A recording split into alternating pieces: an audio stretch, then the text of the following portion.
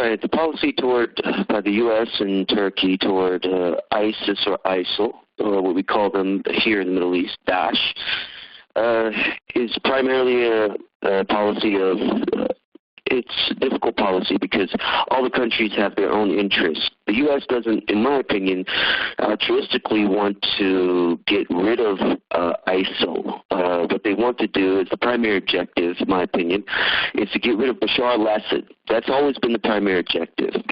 Ankara, Turkey, is demonstrating to the U.S. it has its own objectives. It's always had a long, antagonistic hostilities with the Kurdish population, minority population in Turkey. And the Kurdish fighters have historically had a relationship with Bashar al-Assad in regards to Bashar al-Assad supporting them and this creation of a state of theirs called Kurdistan. And the Turkish government realizes that its primary objective is to get rid of Bashar al-Assad. It does not want to battle a group whose objective is to get rid of Bashar al-Assad, and so therein lays the conflict or the lack of cooperation on behalf of the Turkish government. I would say that the Pentagon probably got it right. What's going to happen is you're going to see ISIL take over Kobane. John Kirby, the press secretary for the Pentagon, had it right. And ISIL will take over Kobane. Sonia Kagapte, who works for the Washington Institute for Near East Policy, I think she had it right on the button as well. The U.S. is primarily concerned with getting rid of Bashar al-Assad. That's the primary objective. So ISIL taking over Kobane and threatening the borders of Turkey, and it's going to happen, my prediction, but they don't want to get rid of this ghost. It's like the enemy of my enemy is my best friend. ISIL threatens Bashar al-Assad in Syria. Also, ISIL threatens Iran and Iraq. As long as we have ISIL fighting those two enemies of the U.S. has a purpose for them. Turkey has a purpose for them too. They're fighting the Kurds, and they've had a long rival history of fighting the Kurds. So ISIL has a purpose for those two governments, and they're not very altruistic or sincere about getting rid of them.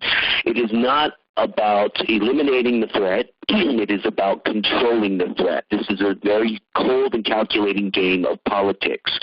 They want ISIL on the field, threatening both of the enemies of the U.S. and Turkey, and they're going to create a buffer zone. And they're going to have a buffer zone on the border, and nobody should be surprised that Turkey has already suggested that there's going to be a training camp along that buffer zone, along with the refugees from Syria living in that buffer zone along the Turkish border.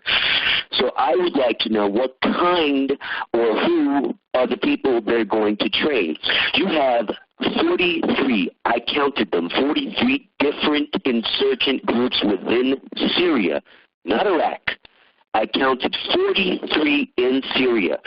I'll give and take, with error, approximately 40 to 50 insurgent groups fighting inside Syria. That is unacceptable. You have neighborhoods with gangs.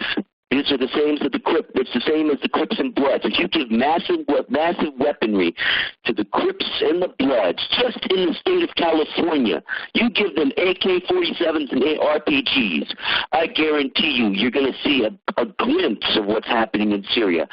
That's what happens when you give criminals weapons. You give them weapons, you give them money, you have a whole entire mess. That is Syria, that is Iraq, and the U.S. is behind it. They are funding inhumanity, injustice.